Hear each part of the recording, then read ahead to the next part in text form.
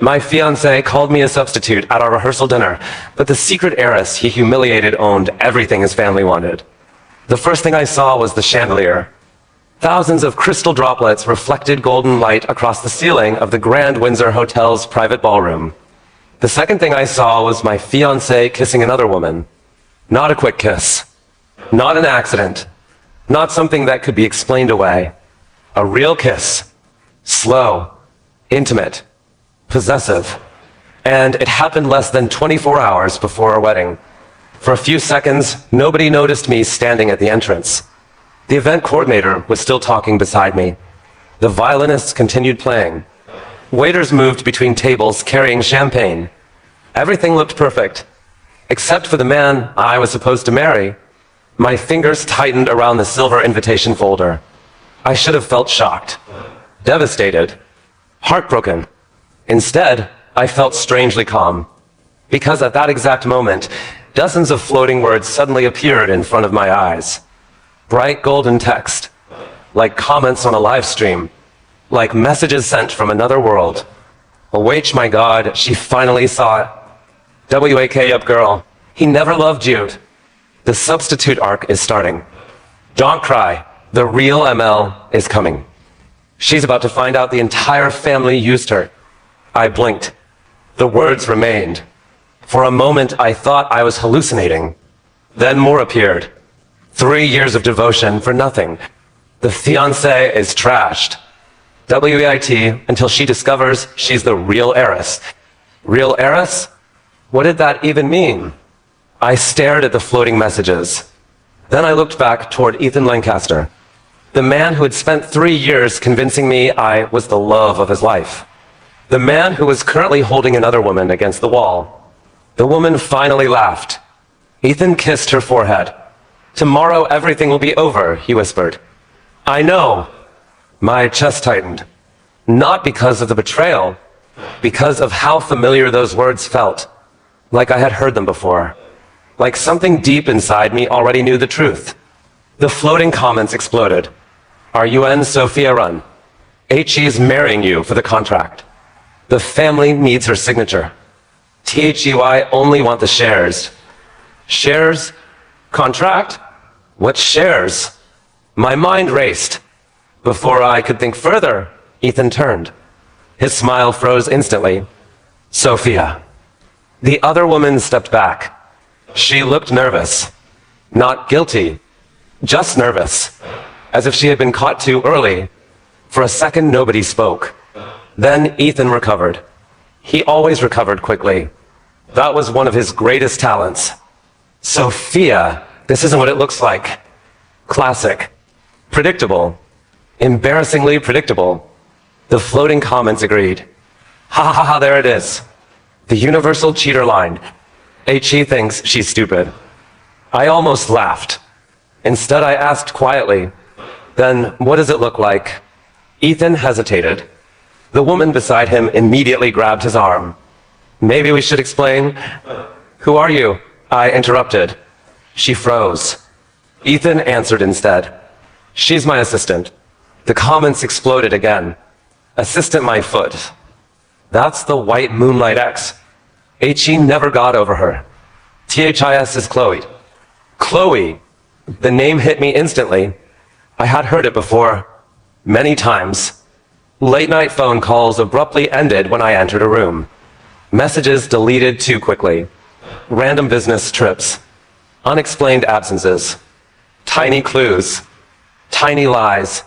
Suddenly, everything connected. The woman lifted her chin. I'm Chloe. I smiled. Of course you are. Neither of them seemed to understand what I meant. But the comments did. She's starting to wake up. Geodied. Don't sign tomorrow. Sign what? Before I could ask myself that question, Ethan approached. His expression softened. The same expression that once made me fall in love. Now it looked rehearsed. Manufactured. Artificial. Sophia, let's talk privately. No. His jaw tightened. The refusal surprised him. Good. For 3 years, I had been accommodating, patient, understanding. Every argument ended with me apologizing. Every compromise came from my side. Not anymore. I turned and walked away. Behind me, Ethan called my name. I didn't stop. For the first time in years, I didn't stop. An hour later, I sat alone inside my penthouse apartment. Rain tapped against the windows. The city lights blurred into golden smears. And the strange floating comments still hadn't disappeared. Instead, they kept appearing. Check the safe. Her mother left evidence. The adoption secret is inside. I stared. Adoption? My heartbeat accelerated. I had never been adopted. At least, I didn't think I had. Growing up, my parents always treated me differently than my younger brother. Everything good belonged to him. Everything difficult belonged to me. When he wanted my room, I moved. When he needed tuition money, my savings disappeared. When he crashed a car, I apologized somehow. I spent years trying to earn affection. Years trying to become enough. But I never succeeded. The comments continued. The safe. LEFT drawer. Hurry. Against all logic, I stood up. Then crossed the room. Then opened the old cabinet inherited from my late grandmother. Inside sat a small metal box. My hands trembled. I entered the code. The lock clicked. The lid opened. And my entire world changed. Inside were documents, photographs, letters, legal records. At the very top lay a birth certificate. Not mine. Someone else's. A baby girl. Born 26 years ago. The date matched my birthday. The mother listed wasn't my mother. The father wasn't my father. My breathing stopped. The comments flooded my vision. SHE found it. THUI switched her. THUI stole her identity. The Lancaster family knows. That's why they need the marriage. I sat down heavily. For the next 3 hours, I read every document, every letter, every secret. My grandmother had known everything. She had hidden the truth, waiting for the right time. Apparently, the time had finally arrived. According to the records, I wasn't Sophia Miller. Not really. My biological surname was Sterling. The Sterlings were one of the wealthiest families in the country. And 26 years ago, during a hospital accident covered up by multiple powerful families, I had been separated from them. Someone had buried the evidence. Someone had profited from it. Someone had spent decades ensuring the truth never surfaced. At the bottom of the box was one final letter, written in my grandmother's handwriting. My dear Sophia, if you are reading this, then the people around you have finally shown their true faces. I wanted to tell you earlier, but I needed you to become strong enough first. Never doubt your worth. Never chase love from people determined not to give it. And remember this, the Sterling family has been searching for you for 26 years. If fate is kind, they will find you soon. Tears blurred my vision, not because I was sad, because for the first time in my life, someone had chosen me, even if that person was gone. The comments slowly floated upward. Then a final message appeared, larger than all the others, brighter, clearer. Tomorrow's rehearsal dinner is a trap. Don't let them win. I looked toward the dark city skyline, then toward the engagement ring still resting on my finger. Tomorrow had been supposed to be the happiest day of my life. I barely slept. Not because of Ethan. Not because of Chloe. Not even because my entire identity had shattered overnight. I couldn't sleep because every time I closed my eyes, the floating comments returned. They appeared in fragments. Warnings. Hints. Pieces of a future I couldn't fully understand. Around 4 a.m, I finally gave up. The city outside remained dark. Rain still traced faint lines across the glass. I sat alone at my dining table surrounded by documents from my grandmother's safe. Photographs, legal records, hospital reports, letters, evidence. Enough evidence to prove that my life had been built on a lie. Yet one question remained unanswered. If the Sterling family had been searching for me for 26 years, why hadn't they found me? The comments appeared again. Because someone kept hiding you. Follow the money. Look at the trust documents. Trust documents. I quickly searched through the pile. A thick folder caught my attention. Inside were financial records. At first glance, they looked ordinary. Then I noticed a familiar name. Lancaster Holdings. My stomach dropped. Ethan's family company. Why was it connected to records from 26 years ago? I kept reading. The deeper I went, the colder I became. The Lancaster family had received substantial funding shortly after the hospital incident. Medial. Enough money to save their struggling business. Enough money to transform them into one of the region's rising wealthy families. The timing wasn't suspicious. It was impossible. Someone had paid them. Someone had rewarded them. And somehow the disappearance of a missing sterling heir had benefited them directly. The comments exploded. Now you're seeing it. THEY stole her future. The marriage is phase 2. THEY need control of the sterling shares. My pulse accelerated. Phase 2? What exactly had Ethan planned? The answer arrived sooner than expected. At 8 o'clock, my phone rang. Ethan. I almost ignored it. Then curiosity won. I answered. Sophia.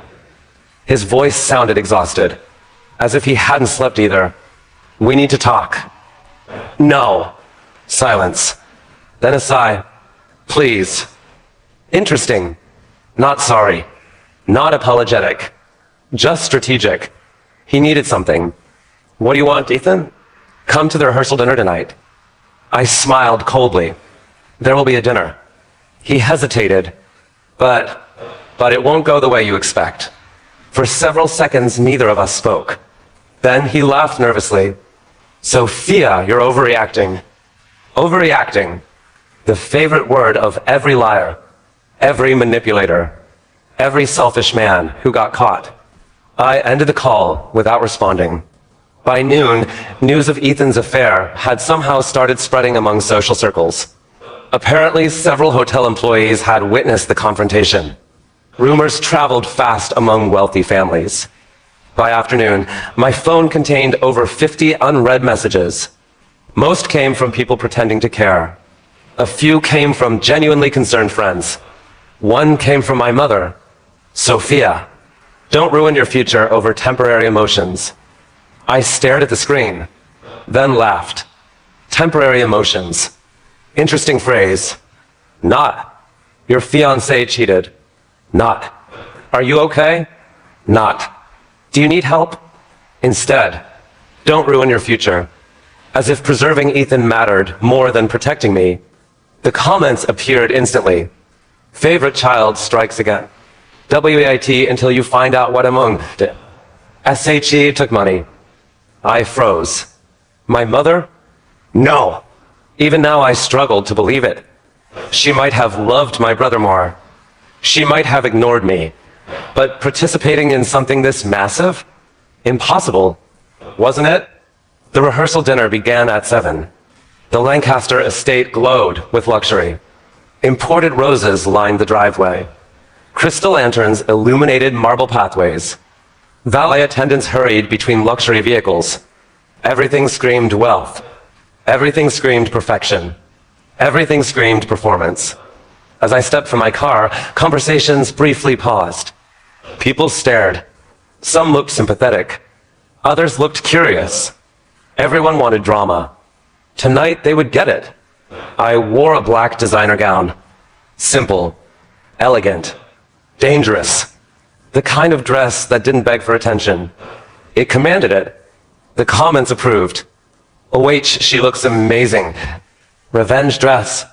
And they end character energy. I almost smiled. Inside, the ballroom sparkled beneath enormous chandeliers. Nearly 300 guests attended.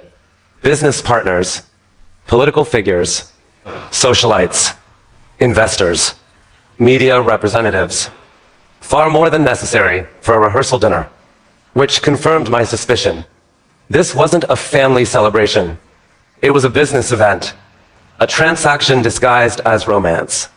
At the center stood Ethan, The moment he saw me, relief flashed across his face, as if he'd been worried I wouldn't appear, as if I might escape whatever trap he had prepared. Sophia. He approached quickly. His parents followed close behind. Victoria Lancaster, Richard Lancaster, both wearing identical smiles, the kind predators wear before feeding. You look beautiful, Victoria said. Thank you. We're glad you came. I'm sure you are. A tiny crack appeared in her expression. Good. Richard stepped forward. Let's focus on tomorrow. There it was. Tomorrow. Always tomorrow. Always the wedding. Always the signature. The comments flooded my vision. The contract. Don't sign the prenup. Read page 47. Page 47? I kept my face neutral. Interesting. Very interesting.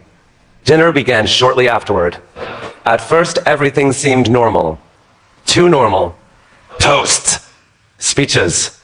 Laughter. Music. Performance. Then Ethan stood. And I immediately knew the attack was coming, because I remembered that smile. The smile he used before destroying someone. My friends, he announced. I'd like to share a story. Guests turned toward him. The room quieted. My relationship with Sophia hasn't always been easy. My chest tightened. Not from pain. From anticipation. Here we go. I sacrificed a lot for this relationship. The comments erupted. Eliard, buh. HE starting. Ethan continued. There were times I felt trapped. Whispers spread. I watched calmly. In another life, this speech would have devastated me. Now it merely entertained me, because I finally understood. He wasn't speaking to me. He was controlling a narrative, preparing witnesses, shaping public opinion, creating justification. Classic manipulation. Then came the real attack. Some people stay in relationships because of love. He paused dramatically. Others stay because of money. The ballroom went silent. Very silent. And every eye slowly turned toward me. The accusation hung in the air. Heavy. Deliberate. Cruel. Victoria Lancaster sighed loudly.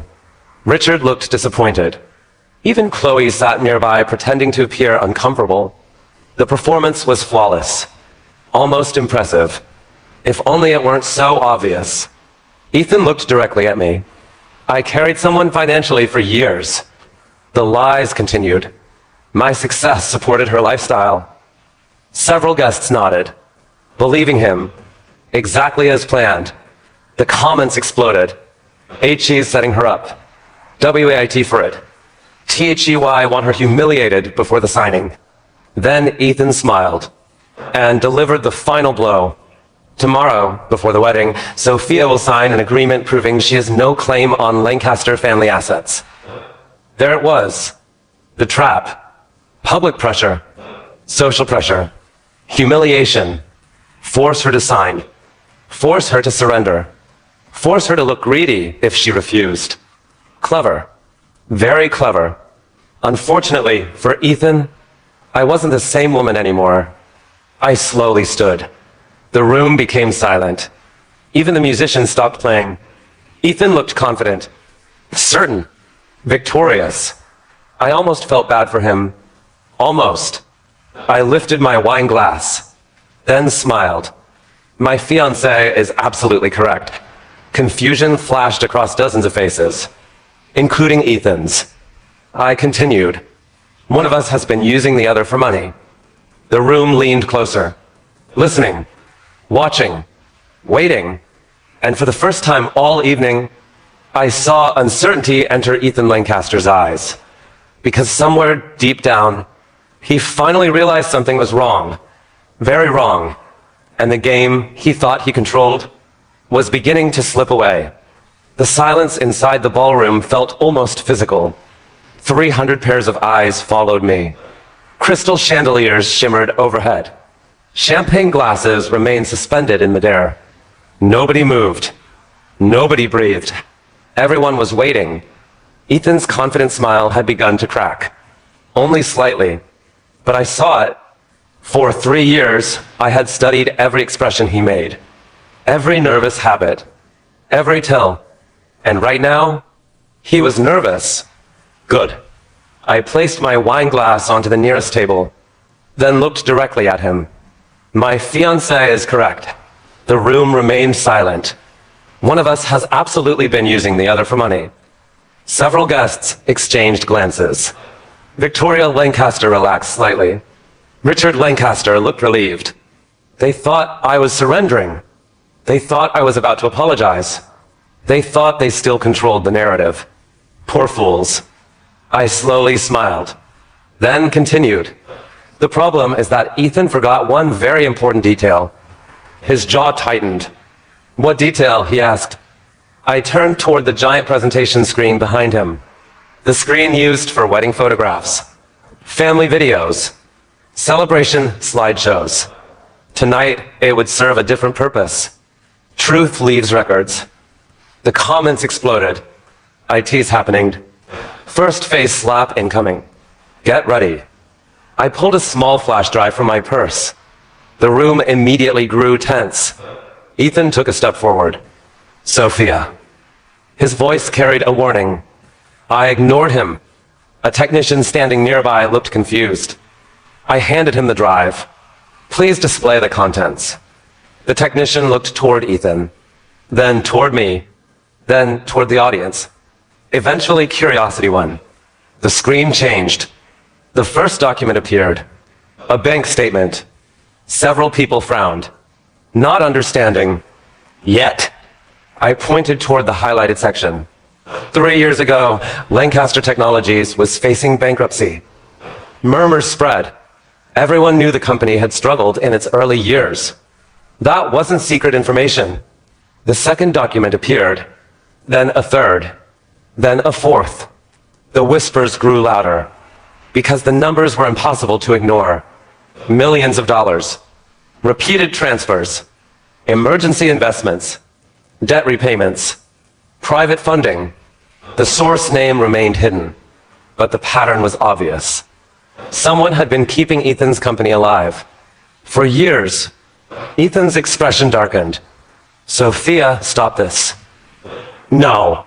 The word echoed through the ballroom. Simple, cold, final. I looked at the audience. For years, Ethan told everyone he built his company himself. More documents appeared. Contracts, agreements, wire transfers, loan guarantees. Every piece carefully organized. Every piece verified. The audience slowly began understanding. The entrepreneur they admired. The self-made success story. The inspirational businessman. Hadn't built anything alone. The comments celebrated. BOM. First crack. The fall has started. Victoria stood abruptly. Those documents don't prove anything. Interesting. Not fake. Not forged. Just not enough. A dangerous mistake. Because she had accidentally admitted they were real. Several guests noticed immediately. I saw their expressions change. Investors, lawyers, executives, people trained to detect weakness. The predators were beginning to smell blood. I smiled politely. You're right. Victoria blinked. Apparently, she hadn't expected agreement. These documents alone don't prove everything. The screen changed again. This time a video appeared. Security footage. Ethan's office. Dated 2 years earlier. The entire ballroom froze. The recording showed Ethan meeting privately with Chloe. Not romantic. Business. Very illegal business. The comments erupted. Here we go. The fair evidence next. WAIT for it. The audience watched carefully. Chloe's face turned white. Ethan's expression became dangerous. Turn that off. Nobody moved. The video continued. A conversation played through hidden audio. Not perfect, but clear enough. She'll sign eventually. Once the marriage happens. Control transfers automatically. She still doesn't know. A collective gasp spread through the room. The atmosphere changed instantly. Not curiosity anymore. Suspicion. Real suspicion.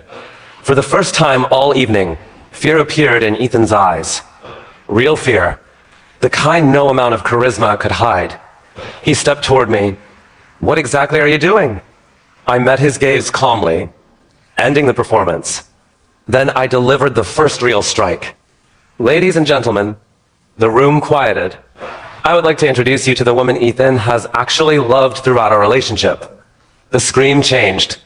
Photographs appeared. Hundreds of them. Restaurants, hotels, vacations, private villas, business trips. 3 years worth of evidence. 3 years worth of lies. 3 years worth of betrayal. The ballroom exploded. Gasps. Shouts. Whispers. People reached for phones. Others began recording. Some immediately posted online. The comments floating before my eyes multiplied faster than ever. Public execution. And no coming back from this. The internet is going crazy. Ethan's face lost all color. Chloe looked seconds away from fainting. Victoria grabbed her husband's arm. Richard appeared stunned. Not because they were innocent. Because they hadn't expected exposure. Not tonight. Not publicly. Not in front of investors. Not in front of reporters. I turned toward Chloe. "You've been very patient." Her lips trembled. "What?" 3 years is a long time to wait. The audience stared. Confused. Curious. Hungry. I smiled. Then delivered another bomb. "Tell everyone who you really are." Silence. Pure silence. Chloe looked terrified. "Stop." Ethan's voice cracked. The comments exploded. "Why yes. SAYIT. TLL them." I looked directly at her. Or should I? Nobody spoke. Nobody interrupted. Because everyone sensed something larger beneath the surface. Something ugly. Something hidden. Eventually, Chloe whispered, "Don't." Too late. The screen changed once more. A new set of documents appeared. Private records. Family registrations. Corporate filings. Inheritance claims. Then the truth appeared. In giant letters. Chloe Hartwell, biological niece of Victoria Lancaster.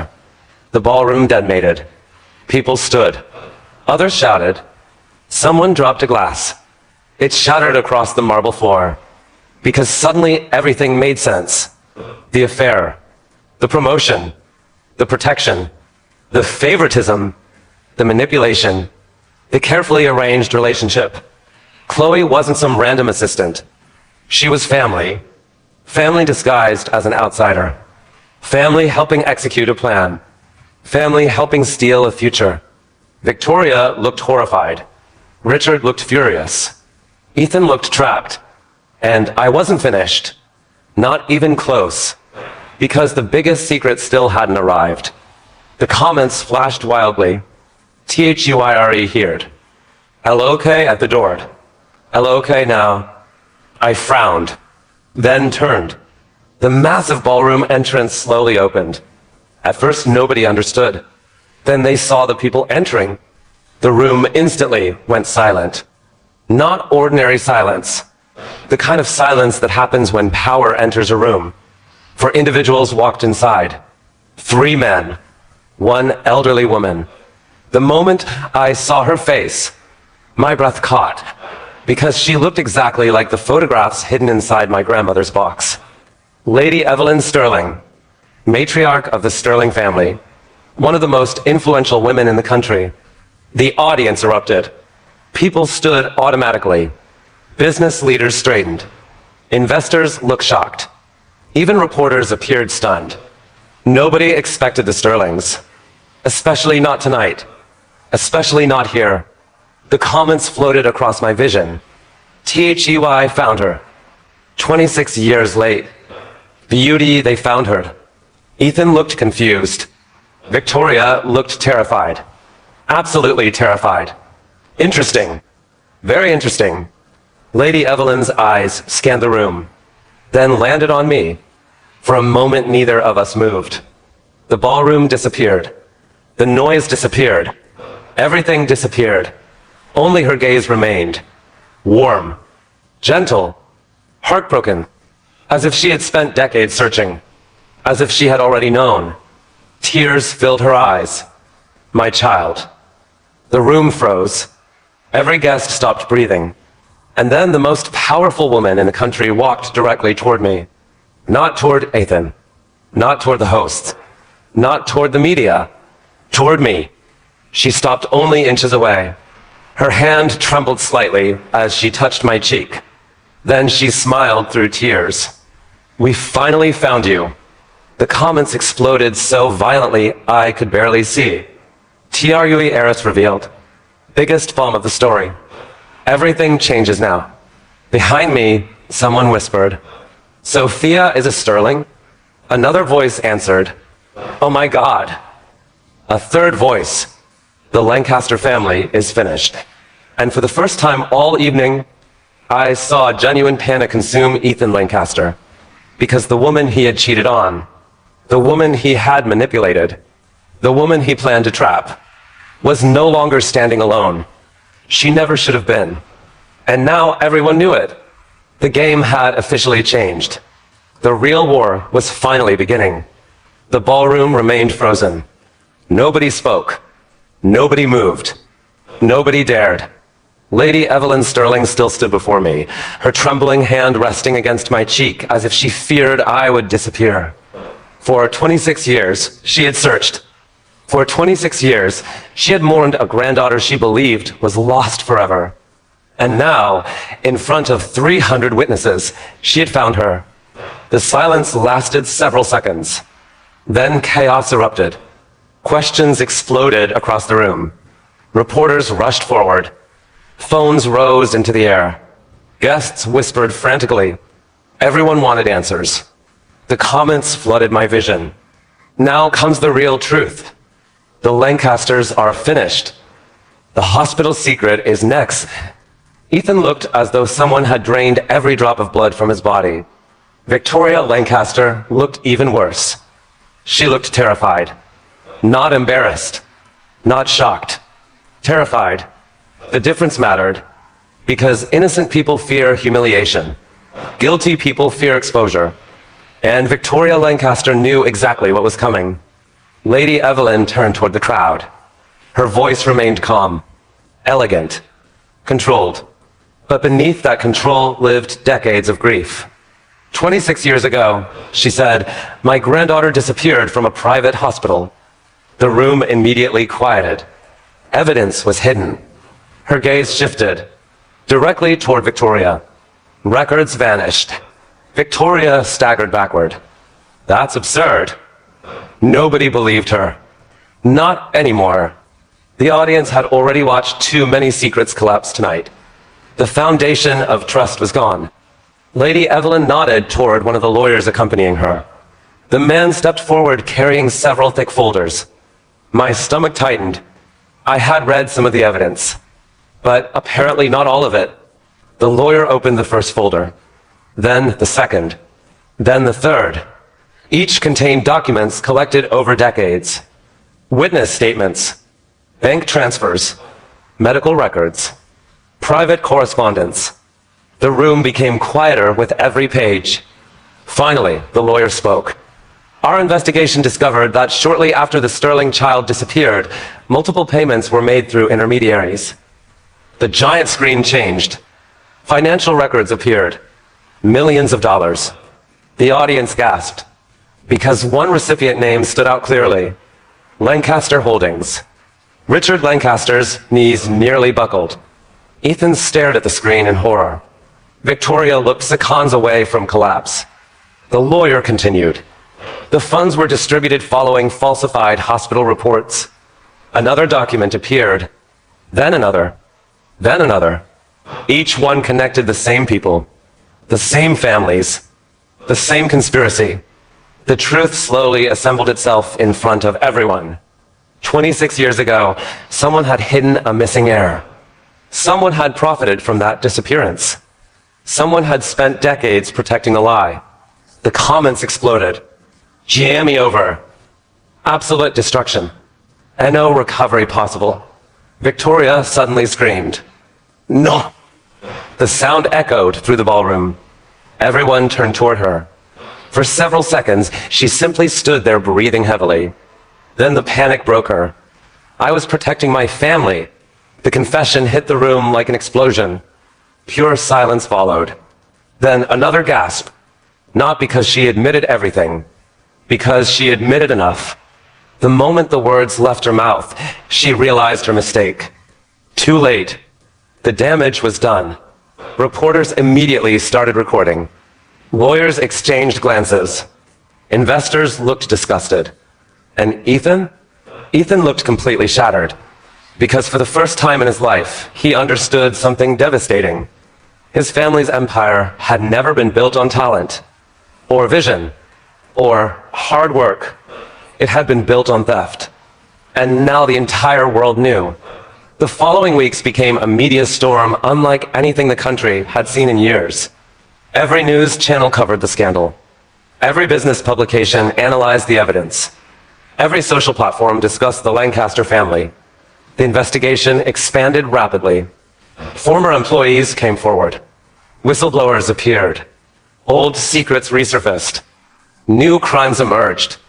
The deeper authorities dug, the worse things became. Fraud, tax violations, corporate manipulation, bribery, evidence destruction. The list grew longer every day. Investors abandoned the company. Partners terminated contracts. Banks withdrew support. Share prices collapsed. Within 2 months, Lancaster Holdings lost nearly 80% of its value. Within 4 months, multiple executives resigned. Within 6 months, criminal charges were filed.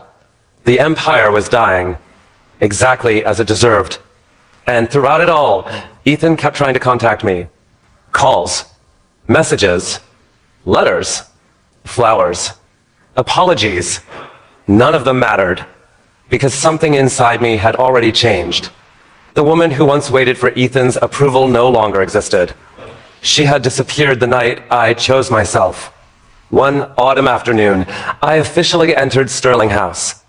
Not as a guest, not as a visitor, as family. The estate stretched across hundreds of acres. Historic gardens, private museums, ancient trees, generations of history. For the first time in my life, I felt something unfamiliar. Belonging. Not because of wealth. Not because of inheritance. Because nobody there expected me to earn love. Nobody demanded I prove my value. Nobody treated me like a burden. They simply welcomed me. My biological uncles, my cousins, my grandmother, all of them. Years of loneliness slowly began healing. Not overnight, but little by little, day by day. The comments occasionally still appeared, less frequently now, almost as if their purpose was ending. One message appeared repeatedly. While your story isn't about revenge, it's about freedom. For once, I agreed. 6 months later, the Sterling board gathered for its annual meeting, the largest meeting in company history. Executives from around the world attended. Investment leaders, government officials, industry giants. Everyone expected an announcement. Nobody expected what actually happened. Lady Evelyn stood before the audience, then smiled. As of today, Sophia Sterling will become the youngest executive chair in our group's history. The room erupted. Applause thundered through the hall. Cameras flashed. Executives stood. Some investors looked stunned. Others looked delighted. The comments exploded one final time. Billion-dollar queen. SHE won. SHE finally came home. Then another message appeared, different from the others. Simple, warm. LOK to your left. Confused, I glanced sideways and saw him. Adrian Blake, the man standing quietly near the stage. The man who had spent the last several months helping my transition into the company. The man who never treated me like a victim, never pitied me, never rushed me, never demanded anything. He simply showed up, again and again, consistently, patiently, the exact opposite of Ethan. When our eyes met, he smiled. A real smile, not strategic, not manipulative, just genuine. And for the first time in years, my heart felt calm, not excited, not desperate, not dependent, simply safe. Perhaps that was what real love looked like. 3 months later, Ethan appeared outside Sterling Tower. Again. This time security almost turned him away. Almost. I agreed to see him. Not because I wanted closure, because I already had it. I wanted confirmation. Confirmation that I truly felt nothing. When he entered the conference room, I barely recognized him. The confident entrepreneur was gone. The polished image was gone. Even the arrogance was gone. Only regret remained. He looked older, tired, defeated. For several seconds, he simply stared at me. Then he laughed bitterly. "You look happy." "I am." The answer seemed to hurt him more than anger would have. His eyes lowered. "I loved you." The words finally arrived. Years too late. I felt nothing. No satisfaction. No revenge. No excitement. Nothing. And that realization was liberating. Because once upon a time, hearing those words would have meant everything. Now, they meant nothing. I smiled gently. "No, Ethan." His expression crumbled. "You loved having me?" Silence. "You loved what I gave you." More silence. "You loved what I sacrificed." His eyes filled with tears. "But love." I shook my head. "Love doesn't betray." He looked away, because he knew I was right. Eventually he stood, slowly, painfully, then nodded. "I understand." This time I believed him. As he reached the door, he stopped. "Will you ever forgive me?" I thought carefully, then answered honestly. "I already have." Hope briefly appeared. Then I finished.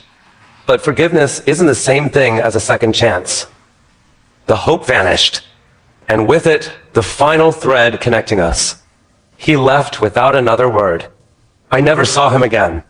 1 year later, I stood on the balcony of the new Sterling Foundation headquarters. Below me, thousands attended the opening ceremony.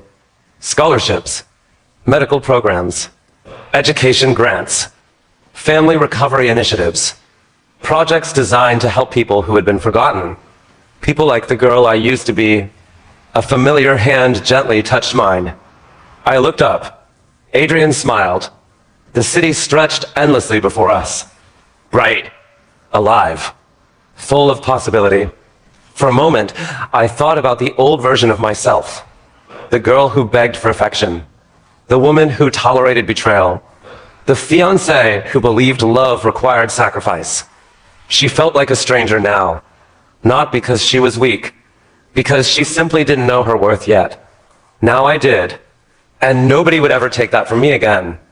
The comments appeared one final time. Only one message. Simple. Perfect. The substitute never existed. With you were always the main character. Then the words vanished forever. I smiled. The wind carried sunlight across the skyline. A stolen identity had been returned. A broken family had been found. A false love had ended. A real future had begun. And this time,